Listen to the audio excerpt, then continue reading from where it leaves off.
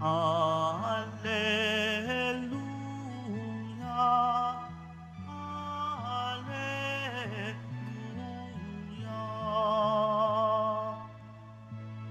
Ang tao ay nabubuhay sa salita ng may kapal na pagkain kanyang bigay. Alleluia,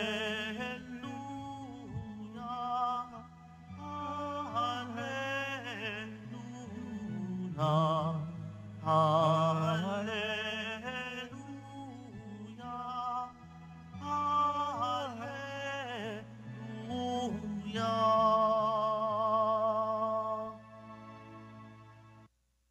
Sumainyo ang Panginoon. At sumaiyo rin. Ang mabuting balita ng Panginoon ayon kay San Juan. Papuri sa iyo, Panginoon.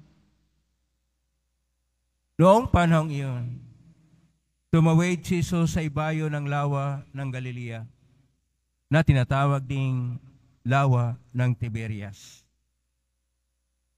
Sinundan siya ng napakaraming tao sapagkat nakita nila ang mga kababalaghang ginawa niya sa pagpapagaling sa mga may sakit. Umahon si Jesus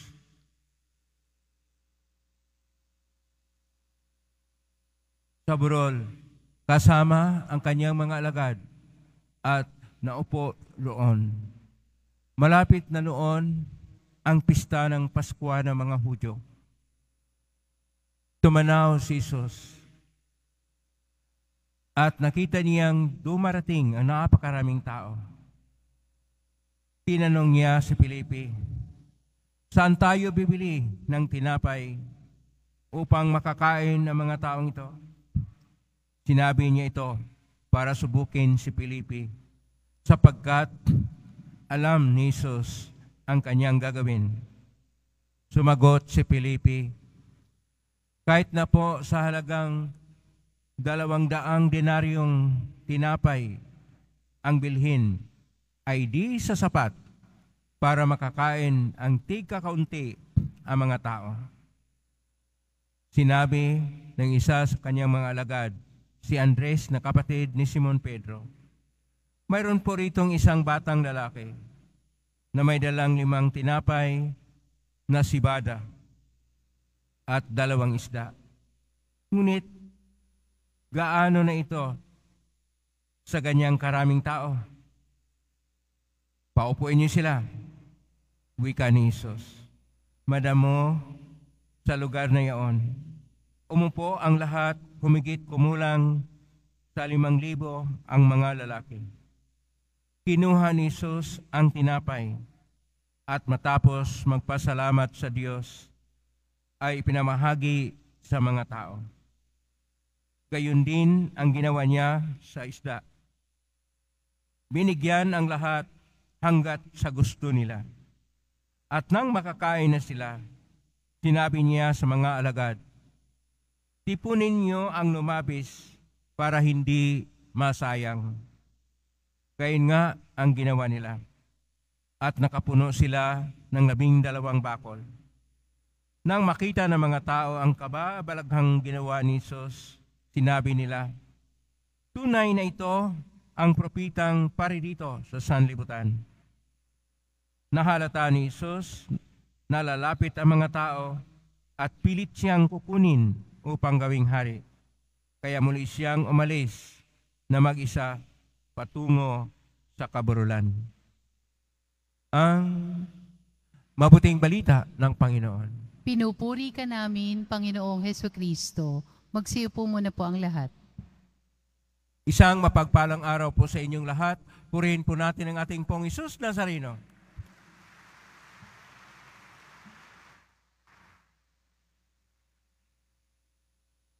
Umagang-umaga pa tayo ay naririto at ating pong inilaan ang ating sarili upang tayo ay magpasalamat sa ating Poong Hesus Nazareno na namatay para sa atin at nabuhay muli upang kanyang ipahayag ang kanyang dakilang pag-ibig sa atin.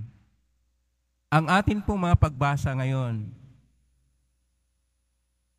sa Biyernes ng ikalawang linggo ng Pasko ng Pagkabuhay Muli ay tungkol sa pagbabahaginan o pagbabahagi. Sa salitang Hebreo, ito po ay tinatawag na shitof. Pero dahil ang mga pagbasa natin ay nakasulat sa Koinoko na Grigo, original po kasi ang Bagong Testamento ay nakasulat sa Koinoko na Grigo.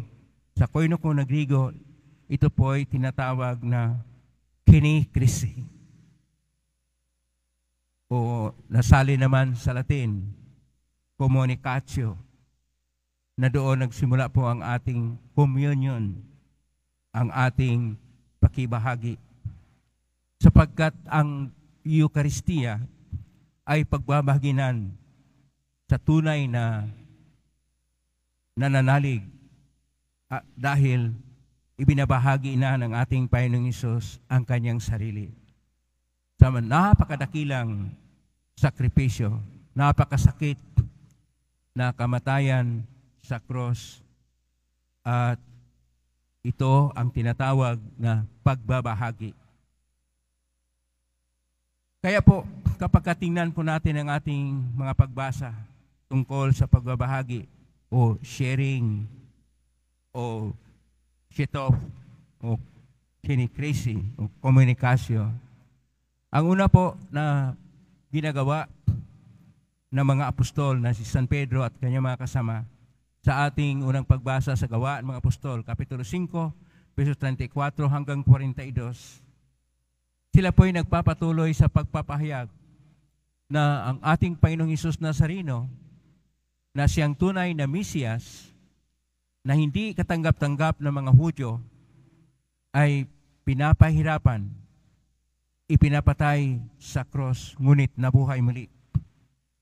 At dahil dito, ayaw matanggap ng mga pinuno, kaya nagpatawag sila ng kapulungan, at ang kapulungan itinatawag na Sanhedrin. At doon sa Sanhedrin ay napag-usapan na ikulong itong mga apostol, si San Pedro at ang mga kasama niya mga apostol. Ngunit mayroong isang maayos ang pag-iisip na si Gamaliel, isa sa mga membro ng Sanhedrin, na kung saan sinasabi niya, tingnan nyo, itong taong ito, itong mga leader na ito, ay nakakuha rin napakaraming nananalig, pero nung sila'y namatay, ay wala na. Kaya hayaan ang mga apostol na magpahayag, sapagkat kung ito'y para sa Diyos, ito ay magpapatuloy. Ngunit kung sa tao lang, ay hindi na. At kung ito'y para sa Diyos, kapag kapigilin sila, kalaban pa sila sa Diyos. Sa pagbabahaginan, kung minsan, mayroong iba ang paningin ng ibang tao. Kaya, kinakailangan na tingnan po natin ano ang tumatanglaw sa ating kalooban. Kaya sinasabi sa ating Salmo 26 ngayon, na ang tanging mitiin natin na tumatanglaw sa buhay natin ay makapiling natin ang Panginoon. Ang makapiling sa Panginoon ay handang magbahagi ng buo. Ang ating Panginoong Hesus Nazareno nagbahagi ng buo. Buhay. Katawan niya, dugo, buhay ay iniaalay niya para sa atin. Ibinabahagi niya sa atin. Kaya mayroon tayong pakinabang o communion mula po sa salitang komunikasyo o komunyo, na kung saan nagbahagi ang Panginoon ng buong buo sa kanyang sarili. Ano naman ang ating ibahagi sa kanya? Sa ating Ebanghelyo ni San Juan, Kapitulo 6, verso 1 hanggang 15, napakaraming tao ang sumunod sa Panginoon.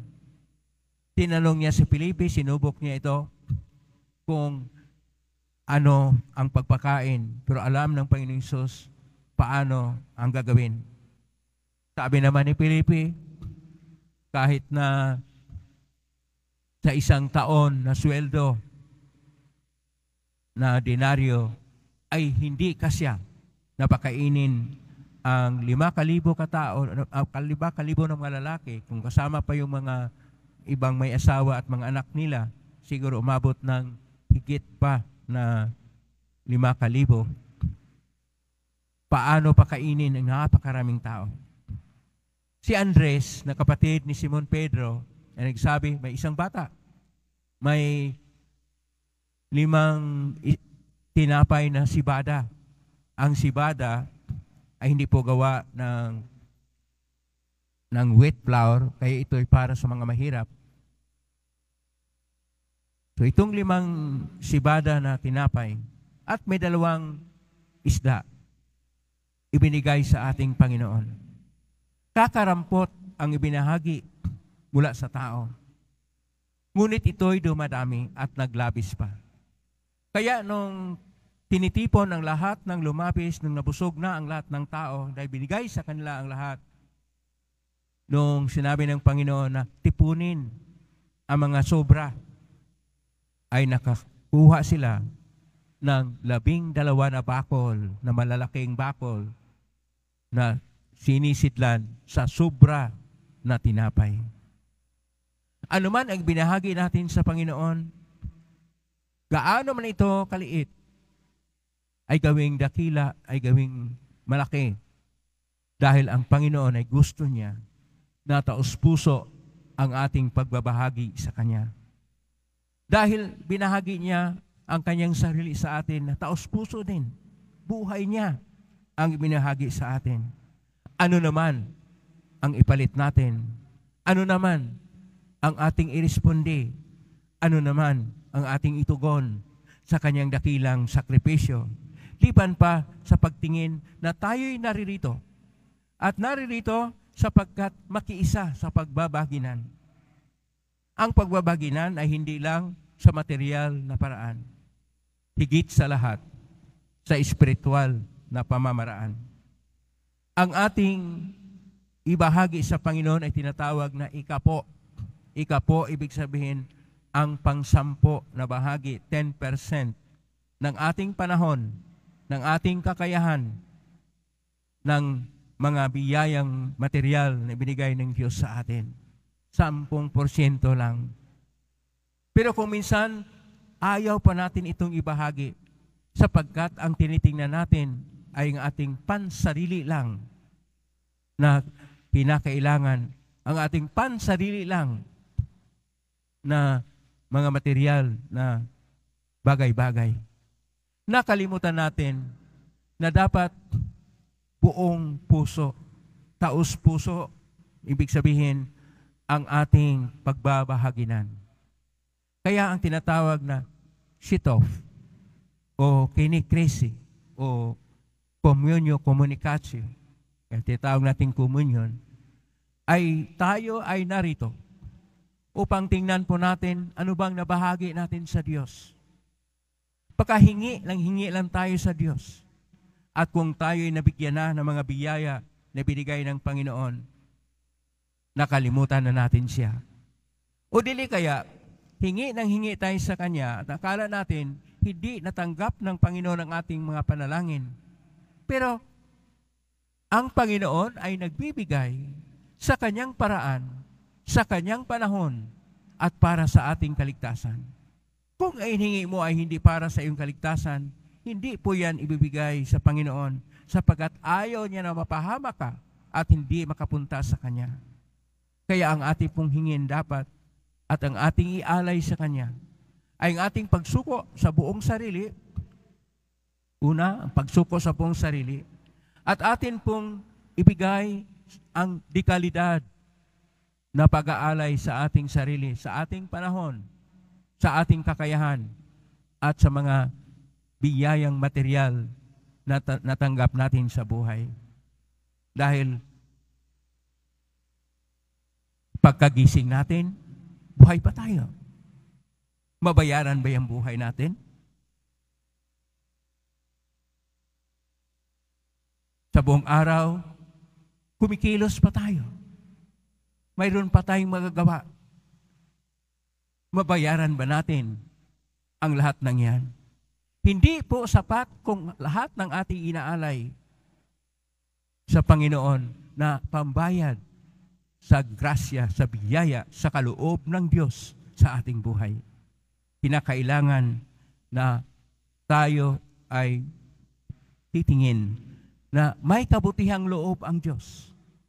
Sa 5 tinapay, sa 2 isda, dumadami pa at may sobra pa na 12 bakol sa mga ito. Ang kailangan lang, ang ating bahagi, ang kailangan lang ay ang ating partisipasyon. Ang kailangan lang, handa tayong magbabaginan sa isa upang walang maghihirap, walang magugutom, walang mga naiwanan, walang napabayaan sa ating sambayanan. Una sa lahat, napakabuti ang Diyos. Kailangan na ibigin natin siya at mahalin sa ating pagbabaginan sa isa't isa. Ang Eucharistia, mula po sa salitang Griego na pagpapasalamat, na tinatawag nating Santa Misa dahil noong naging Latin na ang ating liturhiya, ang pinakahuling salita ay iti missa is. At ang naiwan sa ating isipan ay ang misa is, na ibig sabihin, magsihayo na kayo.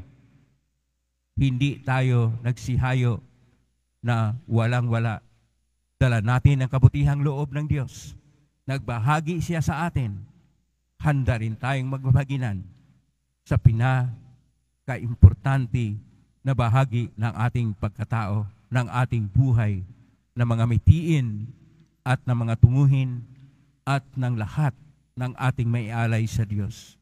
Sapagkat siya ay Diyos na dakila, may kabutihang loob at nagmamahal ng lubusan sa atin. Naway, magmahalan tayo at magbabahaginan. Amen? Purihin natin ang Diyos.